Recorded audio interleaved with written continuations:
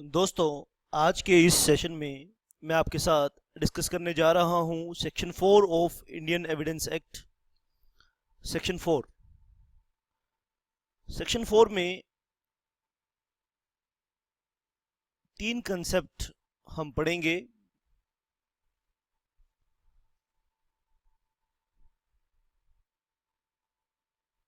Section 4 है तो एक छोटा सा सेक्शन, लेकिन इसकी इंटरप्रिटेशन बहुत टेक्निकल है। आइए हम इसे सीखने की कोशिश करेंगे। सेक्शन 4 में एक वर्ड यूज किया, मे presume. May presume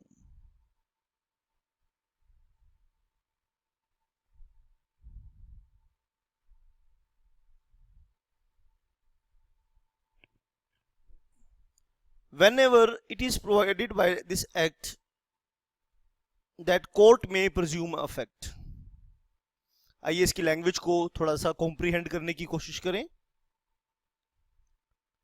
whenever it is provided, तीन पार्ट हैं इस सेक्शन के। तो सेक्शन 4 को हम तीन पार्ट में डिवाइड कर सकते हैं।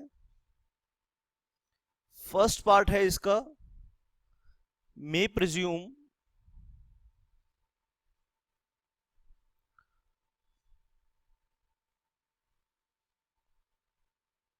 सेकंड पार्ट है इसका शैल प्रिज्यूम।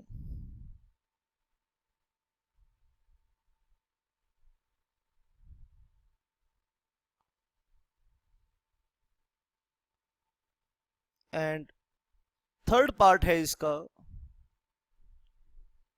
Conclusive proof. हम इन तीनों को डिटेल में डिस्कस करेंगे और इस प्रिजम्पशन से, इस कंसेप्ट से आप क्या सीखेंगे? आप सीखेंगे प्रिजम्पशंस के बारे में। बेसिकली सेक्शन 4 किसके ऊपर है? प्रिजम्पशंस के ऊपर। प्रिजम्पशंस बोले तो इन्फ्रेंसेस। इन्फ्रेंसेस यानी अनुमान। हिंदी में क्या बोलेंगे इसे? अनुमान।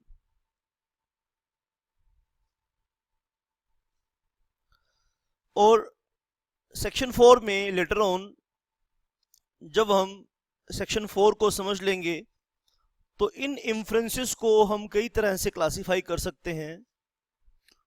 उसमें से मेन दो तरह की जो पहले हम सीखेंगे वो है प्रिजम्पशन ऑफ फैक्ट और दूसरा है प्रिजम्पशन ऑफ लॉ।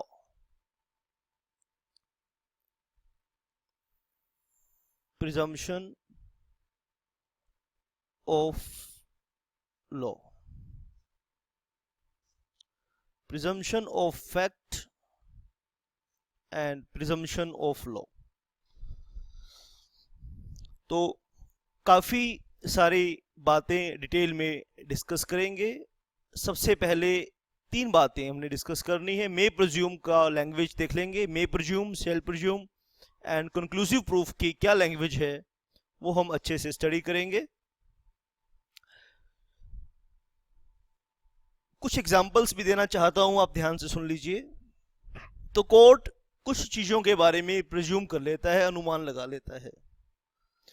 जैसे एक आदमी की चोरी होती है और दूसरे आदमी के पास चोरी का सामान पाया जाता है, तो कोर्ट इस चीज को प्रिज्यूम कर लेगा। क्या प्रिज्यूम करेगा? कि या तो उस पर्सन ने चोरी की है या उसने, या वो उस पर्सन को जानता है जिसने चोरी की है। ठीक है ना?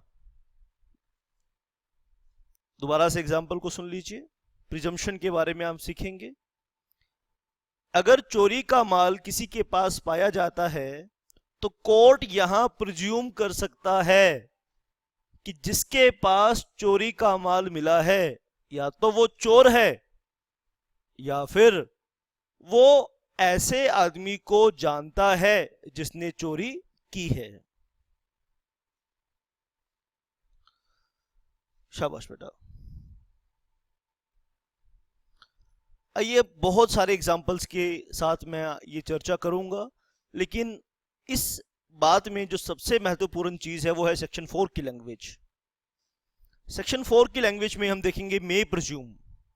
whenever it is provided whenever it is provided by this act by this act that this act मतलब Indian evidence act, that court में presume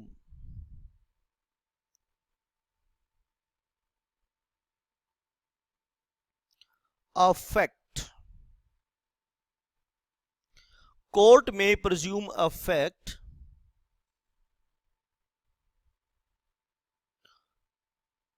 इट में पहले लैंग्वेज को एज इट इज लिखेंगे जो सेक्शन की लैंग्वेज है, फिर इसको मैं टुकड़ों में करके आपको पढ़ाऊंगा। इट में either regard, it may either regard such fact as proved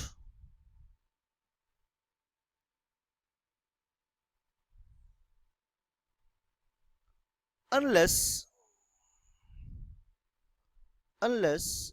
and until it is disproved. It is disproved.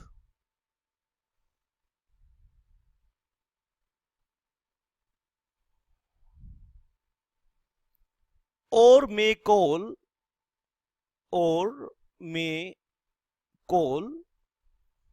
for proof of it.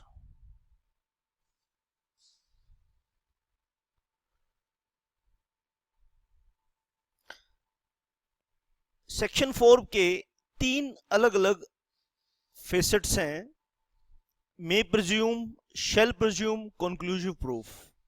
सबसे पहले हम सेक्शन 4 का फर्स्ट पार्ट डिस्कस कर रहे हैं, what is the meaning of May presume.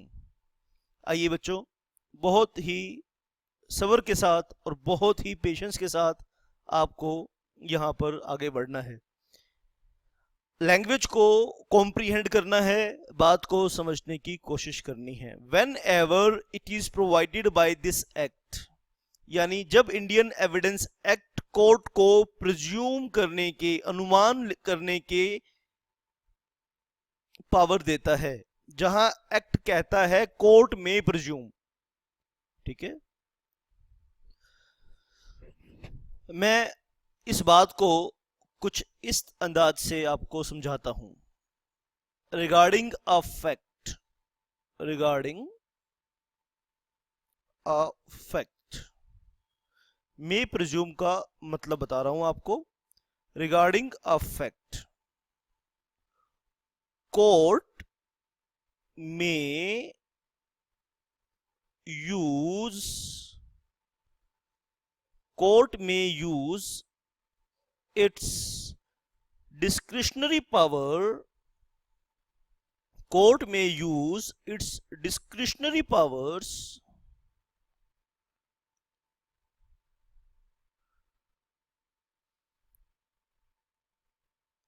in two ways, in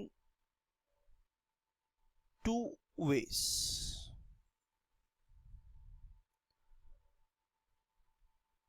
number first and number second, या तो number first या number second.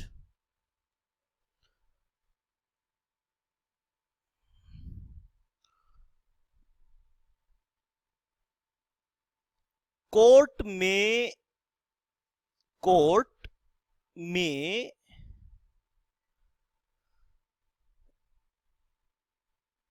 Regard such fact, जिस फैक्ट के बारे में एक्ट ने कोर्ट को डिस्क्रिशनरी पावर, अपनी मर्जी से डिस्क्रिशनरी पावर, डिस्क्रिशनरी डिसीजन लेने की पावर दी है, कोर्ट में regard such fact as proved, such fact as proved. Court ये अनुमान लगा लेगा कि ये फैक्ट प्रूव्ड है। कब तक until it is disproved, until it is disproved। चोरी का सामान, श्याम के पास चोरी का सामान मिला है तो कोर्ट ये प्रिज्यूम कर लेगा कि श्याम चोर है। तो श्याम को पहले इस बात को खंडित करना होगा, रिबूट करना होगा, खंडित करना होगा कि वो चोर नहीं है।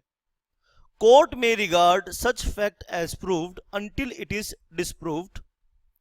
और दूसरी बात, कोर्ट क्या डिसीजन ले सकता है, आप ध्यान से बात को सुनना।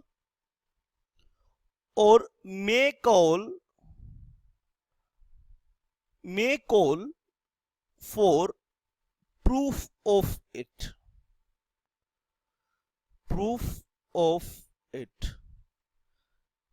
तो रिगार्डिंग अ फैक्ट, किसी भी फैक्ट के बारे में जहां इंडियन एविडेंस एक्ट ने कोर्ट को ये पावर दी है, तो कोर्ट किसी भी फैक्ट के बारे में दो तरह के डिसीजन ले सकता है।